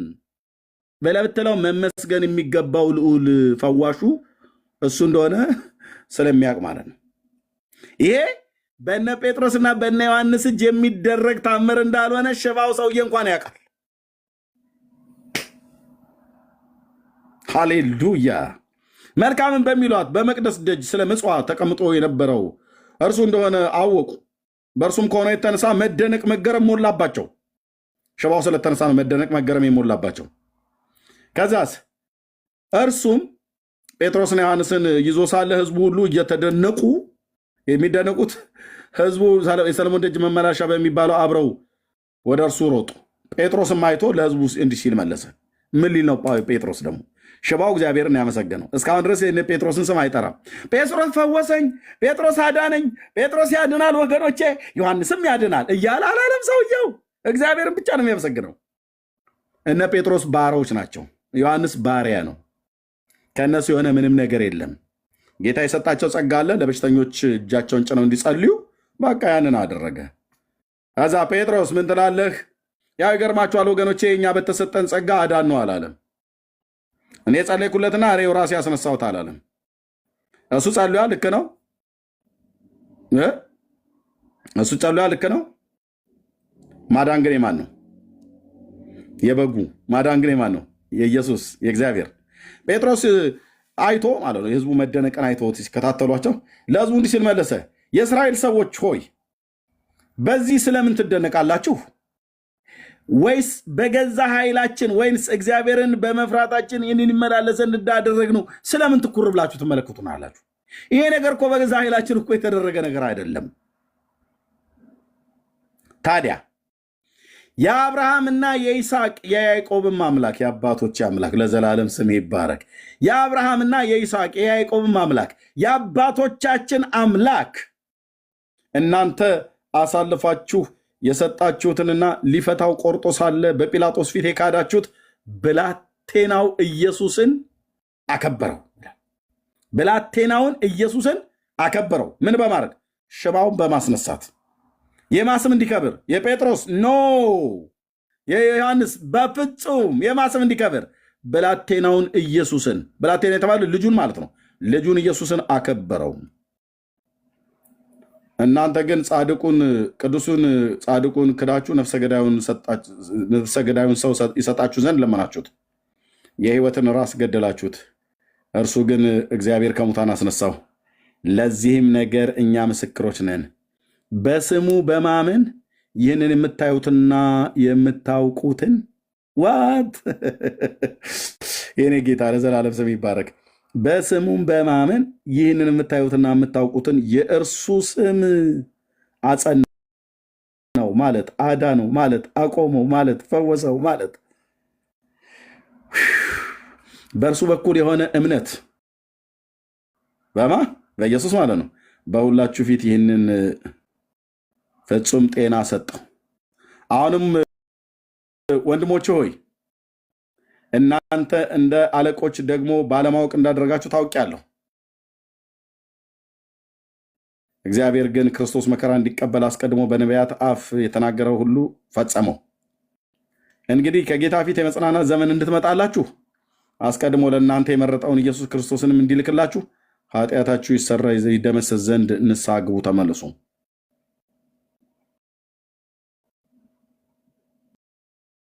የጴጥሮስ ኃይል አለበት እዚህ ጋር ናቲንግ። ጴጥሮስ ሽባ ማስነሳት ይችላል፣ ከየት አምጥቶ? ጴጥሮስ ሙት ማስነሳት ይችላል፣ ከየት አምጥቶ? ጴጥሮስ ልጅ መስጠት ይችላል፣ ከየት አምጥቶ? ማን ስለሆነ ይሰጣል? ብራዘር ሙሴ ልጅ መስጠት ይችላል? አይችልም። ሙሴ ባህር መክፈል ይችላል? በፍጹም በፍጹም። ኤልያስ በእሳት ሰረገላ ማለክ ይችላል? አይችልም። የእሳት ሰረገላውን የላከለት ማን ነው? እግዚአብሔር። ፀሐይን ቢያቆም ኢያሱ በገባኦን ላይ እግዚአብሔር ነበር ይላል። አዎ ታዲያ በቃ እኮ እኛም እኮ ከዚህ የተለየ ምን አለ? የታ ለማርያም ልጅ የምትሰጠው? በተሰጣት ጸጋ እኮ እያልኩ ነው። የታ የተሰጣት ጸጋ? ልጅ የመስጠት ጸጋ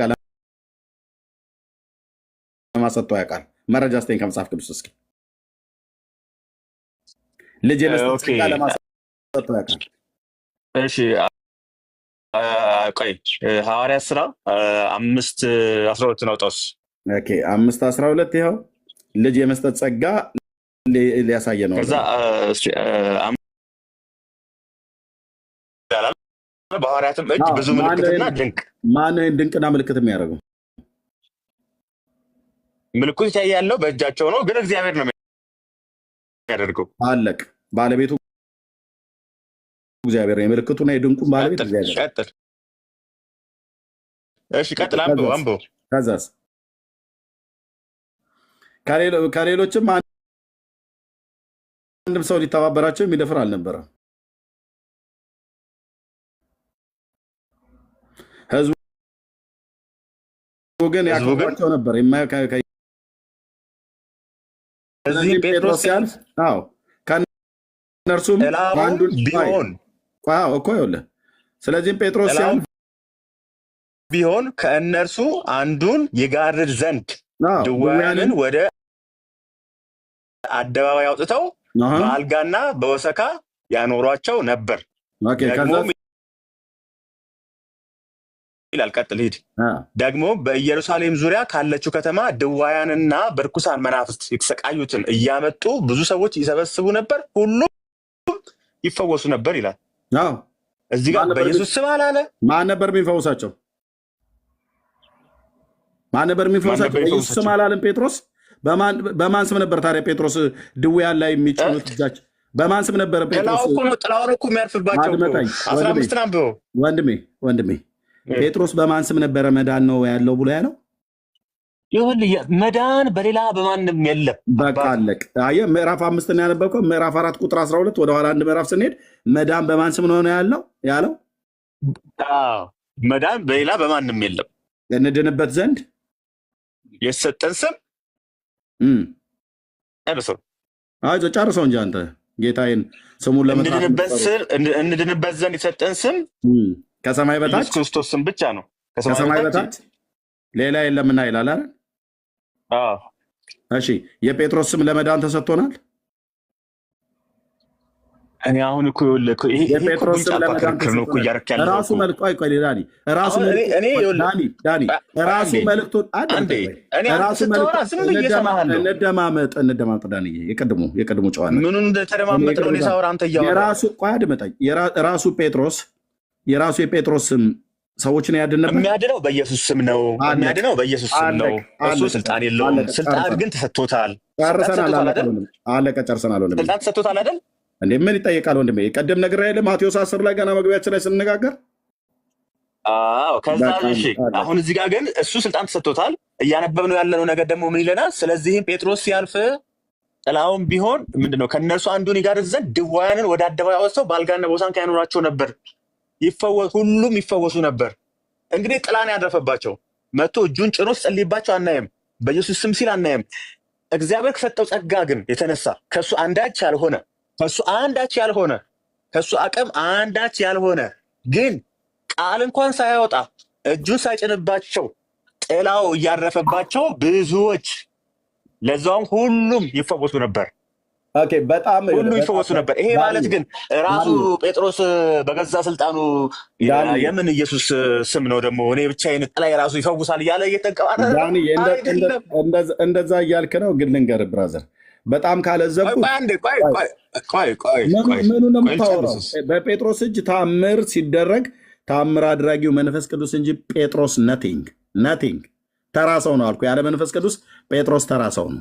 ምንም ጴጥሮስ አድመጠኝ።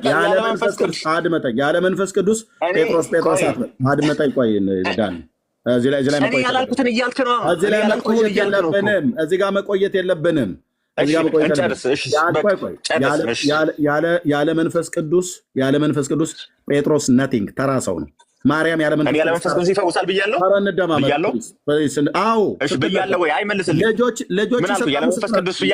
ልጆች ይሰጣሉ ስትል ነበር። አሁን ዳኒ ቆይ ለምንድን ነው የምትንጫጫው? እኔ ስትንጫጫ አልወድም። ልብ በልና ሰማኝ። መንጫጫቱን እንቶ ማለት ተደማምጠን እናውራ። አለመደማመጥ ሲኖር መንጫጫት አይፈጠረው። አሁን ቅድም እኮ የኢየሱስን ስም እኮ አልጠራም እኮ አልከኝ። ያለ ኢየሱስን ስም ሳይጠራ በጥላው ራሱ አድኗል ብለህ አልከኝ። አላዳንም። የጌታን ስም የሚጠራ አድምጠኝ፣ የጌታን ስም የሚጠራ ይድናል ብሎ የሚለውን የነቢያቱን ትምህርት አንድ ራሱም ደግሞ መዳን በሌላ በማንም የለም ብሎ ምዕራፍ 2 ቁጥር 14 ላይ ተናግሮ እሱ ምዕራፍ 5 ቁጥር 19 20 ላይ በራሴ ጥላ አዳንኩ ብሎ አለ። ልብ በል ስለ ጥላው ሲያልፍ ድውያን ይነካቸው ነበር። ልክ ጴጥሮስ በሚያልፍበት በዚህ ጋር እያለፈ ከሆነ የሰውነት ሻዶ አለ አይደል? አሁን እጄ አለ አይደል? ይሄ ጴጥሮስ ቢሆን እስክሪፕቶ ጴጥሮስ ቢሆን እጄ ሻዶ ይታያል አይደል? ልክ አምጥተው እዚህ አሁን ጥላ ያለበት እዚህ አካባቢ ላይ አምጥተው ያስቀምጧቸዋል። የአካሉ የጴጥሮስ አካል እዚህ ጋር ቆመዋል። ሰው ሻዶ ስላለ ጥላ ስላለ ማለት ነው። እና አምጥተው እዚህ ጋር ያስቀምጧቸዋል። ጥላው ባለበት ቦታ እዚህ ጋር አያረጓቸውም፣ ጥላው ስለሌለ እዚህ ጋር አምጥተው ሲያስቀምጧቸው በሽተኞች ይፈወሱ ነበር። ማን ነው የሚፈውሰው? የጴጥሮስ አካል አልነካ፣ እጁንም አልጫንም። ታዲያ ምን ነበር የሚያደርገው? በሽተኞች ይድኑ ነበር፣ ይፈወሱ ነበር። በጴጥሮስ ጥላ ላይ እራሱ የጴጥሮስ ኃይል ነው የሚፈሰው አይደለም። ኃይልን የተቀበለው ከመንፈስ አድመጠኝ ፕሊስ። ኃይልን ትቀበላላችሁ በኢየሩሳሌም ብሎ ያላቸው ኃይልን እስክትቀበሉ በኢየሩሳሌም ቆዩ ብሏል። ያ የተቀበሉት ኃይል ጴጥሮስ የሚባል ሰውዬ እዚህ ጋር ለአሳ አጥማጅ የነበረ ቆሟል ወይ እየሄደ ነው። እንኳን አይደለም ጥላው አይደለም እኮ እጁን አይደለም በእግሩ ቢረግጣቸው ከዛ በፊት ፈውሶ አያውቅም። አንድ ተራ አሳ አጥማጅ የነበረ ሰው ነው። አሁን ተራ ብለን ማንጠራው የተባረከው መንፈስ ቅዱስ ሐዋርያው ላይ አለ። የተከፋፈሉ የእሳት ልሳኖች ታይተዋቸዋል፣ በላያቸው ላይ ተቀምጦባቸዋል። ማለት እግዚአብሔር መንፈስ ቅዱስ ማደሪያው አድርጓቸዋል ሐዋርያቱ ማለት ነው። ስለዚህ በጴጥሮስ አካል ላይ የእግዚአብሔር መንፈስ አድሯል። ታዲያ ጥላውን እዚህ ጋር አምጥተው ሲያስቀምጡ ጥላው ቢፈውስ የፈወሰው ጴጥሮስ ሳይሆን በጴጥሮስ ላይ ያደረው እግዚአብሔር መንፈስ ቅዱስ ነው። አለቅ አለቅ አለቀ። ይሄን ነው መቀበል ያለበት። ስለዚህ መንፈስ ቅዱስ ካደረ ሁሉም ነገር ሊሆን ይችላል ማለት ነው አይደለ? የት አለ ልጅ ሰጠ ብሎ የሚላለ በሽተኞችን መንፈስ ቅዱስ አይደለም። እኔ እሱን አላልኩም። መንፈስ ቅዱስ ካደረና ያን ሰዓተ ትምህርት አይ ይሄ ከመጽሐፍ ቅዱስ ሲመዘን ልክ አይደለም የምትለው መጽሐፍ ቅዱሱን ማ ተረድቶ በተረጎመው ነው? እያንዳንዱ ሰው ወይስ ማን ማለት ማ ተረድቶ በተረጎመው? ለምሳሌ ጥምቀት ላይ አንድ አባት እንትን ቢል ለምሳሌ ጥምቀት ለኃጢአት ስርየት ነው። ተረጎሙ ማለት መጽሐፍ ማለት ነው እንዴ? አይ እኔ እንደዛ ያልኩ አይደለም። ቆይ ወዴት ሽፍት ታደርገዋለህ? እኔ እኮ ይሄ ነገር አይመቸኝም። አሁን ቀጥታ ነው የጠየቅኩህ ያለሁት። እኔ ወዴትም እያደረኩት አይደለም። ጥያቄውንም እያልኩ ያለሁት ምንድነው ጥምቀት ኃጢአትን ስርየት ያሰጣል ብሎ ቢያስተምርና አንድ ደግሞ የሆነ ሰው አይ ኃጢአት ስርየት አያሰጥም መጽሐፍ ቅዱሱ እንደዛ ብሎ አያስተምርም፣ ይሄ አባት ተሳስቷል፣ እዚህ ጋር ሌሎች ትክክል ነገሮች ሊኖሩት ይችላሉ፣ ይሄኛው ትምህርቱ ላይ ግን ተሳስቷል ቢል ያንን የሚለው ደግሞ መጽሐፍ ቅዱስ መዝኖ የዛን አባት ትምህርት መዝኖ ጅም አደርገው። ኦኬ አንተ በተረዳህበት እሱ ያ አባት የተባለው የጻፈው እሱ በተረዳበት አይደለ ቆሞ የጻፈው። ኦኬ ሲረዳ ግን እሱ የሚያነበው የመጽሐፍ ቅዱስ ክፍልና እኛም የምናነበው የመጽሐፍ ቅዱስ ክፍል አንድ ነው አይደል? ስለዚህ በዚያ ዘመን የነበረው አባት ባለፉ ትውልዶች የነበረው አባት ቃለ እግዚአብሔርን አንብቦ በተረዳበት ጻፈ። ሲረዳ የተረዳበትን ሲጽፍ ለምሳሌ የኃጢአት ስርየት በውሃ ይገኛል ብሎ ካለ በጥምቀት ማለት ነው። መጽሐፍ ቅዱሳዊ ነው አይደለም ብሎ የሚለው ነገር እናያለን ማለት ነው።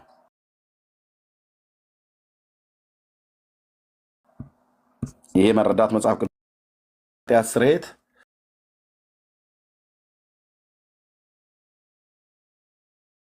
ትውልዶች ያሉት ምን ብለው ነው ይህን ክፍል የተረዱት የነበረው ብለህ ከዛ የቤተክርስቲያን አባቶች ትርጓሜ ላይ ሄደ እዛው ሙጭጭ ብለህ ደርቀ መገኘት የለብህም።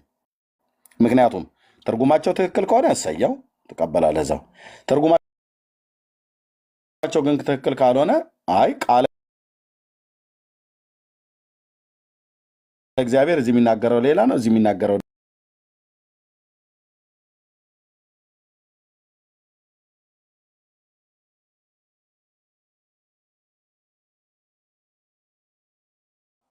በክርስቶስ ነው አይደለ?